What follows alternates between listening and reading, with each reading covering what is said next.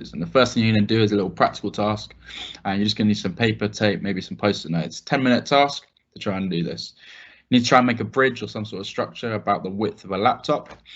Think about how you can manipulate paper or post-it notes so that they can withstand larger forces. You could even manipulate it so it's weaker. Could they withstand a static load or a dynamic load? A few little tips. Normal piece of paper, you could just roll it up around a pencil or something like that. It's going to increase some properties. Could also think about triangulation. So if I make it into a triangle and fold it around, put some tape on the end, could do that 3 times. That's going to be a lot better for certain things. I'm not going to say what those forces or stresses it's resisting it are yet. Could make them weaker. Think about how you can manipulate it for static and dynamic loads. 10 minutes, go. Okay, quick tour of 5 forces, stresses you need to know. So we've got first one. This might be useful for the first question in the worksheet. First one, we've got tension. So a pulling force which is applied to an object, which is basically causing it to stretch. So this could be a bit of string, could be a seat belt, something like that. And if something has the ability to withstand it, you say it's got a high tensile strength. So that's that stretching apart.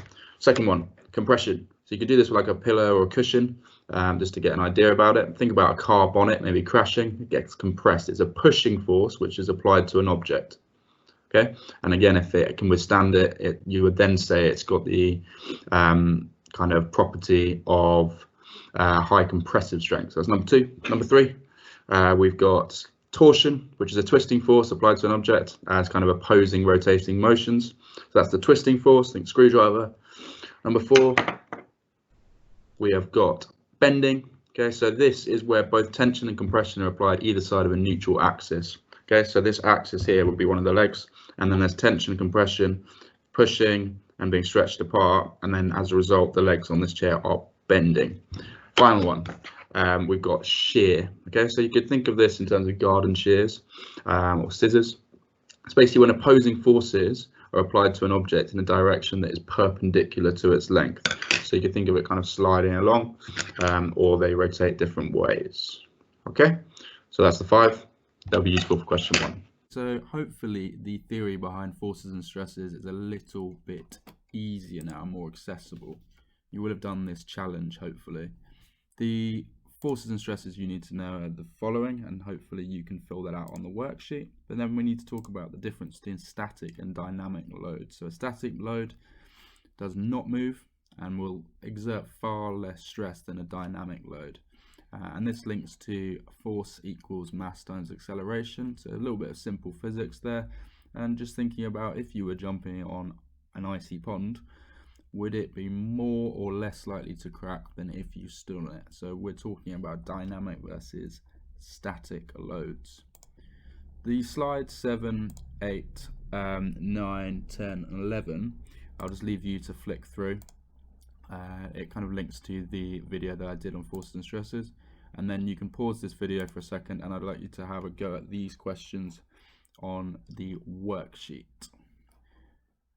Now that you've done those questions, we're going to talk a little bit more about improving functionality rather than specifically forces and stresses. They are quite interlinked, but we're going to be talking about how you can manipulate materials. So this links to your post-it note and paper challenge, where you're talking about if they can be reinforced, stiffened, or made more flexible for different applications. And these techniques could include folding, bending, webbing, lamination, or fabric interfacing. So for folding, you could talk about folding a material in half. You can talk about concertina folds, perpendicular and angled folds, origami structures that manipulates paper in a much different way. You can even crumple the paper as well. So does the strength increase with the number of folds? Have a think about how many times you can fold a piece of paper. With regards to bending, you could roll it into tubes, could talk about cones, and for cutting you could perforate it, you could cut little slits and you could rip it. That might make it a little bit weaker. But you could reinforce materials as well by stacking or sticking many post-its or pieces of paper together, thinking about working with layers and triangulation. So that's talking about folding and bending. So just have a little flick through these 2 slides as well. Quite interesting how materials can be strengthened and enhanced. don't necessarily have to put a huge reinforcement on it, but you can put kind of ribs, gussets or fillets, as it can reinforce certain materials. Might be useful for prototypes that need to withstand a certain pressure. Materials can also be reinforced in other ways. Reinforced concrete uses the compressive strength of concrete and the tensile strength, so that ability to be stretched, of steel combined to make a more suitable building material. So that is a way of strengthening a material. Talking about webbing, properties of webbing.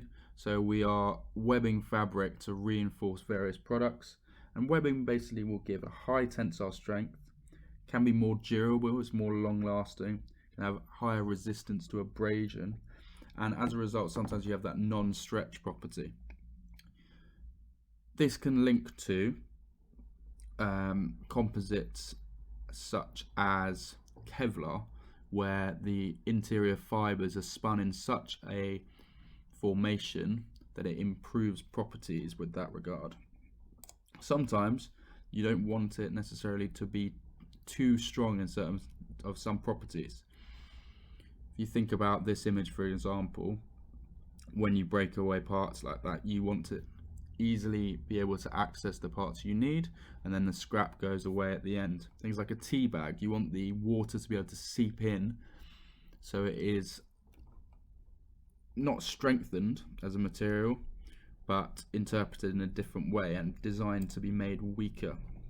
You can stiffen materials as well, like lamination. So if you build up curves of wood of thin veneers with glue into a mold, that is building up layers. Plywood's made out of layers at 90 degrees. So the grain is going a different direction, and it ensures that the weak lines of the grain are strengthened in that regard. You can talk about laminating of just papers and boards as well, and they can improve working properties such as strength, rigidity and flexibility. Last one that you'll need to be knowing about is fabric interfacing. So you might notice on a shirt that you wear, like your school shirt, your cuffs and your collar will be slightly more rigid. They will be laminated for this purpose, to give shape to that material. We've also kind of alluded to corrugated cardboard as well throughout this as you flick through the slides. But once you've flicked through these slides and had a look through, and using this video, make sure that you answer these questions on the left hand side. This photo looks slightly different because it's been edited, but it's this question here: give 2 properties of webbing and describe 2 ways that materials and or products are strengthened or reinforced, and try to give examples in your answer. There's also an extension in the worksheet as well if you fancy going on to that as well. Make sure that's uploaded onto your assignments, and any questions go to your teacher.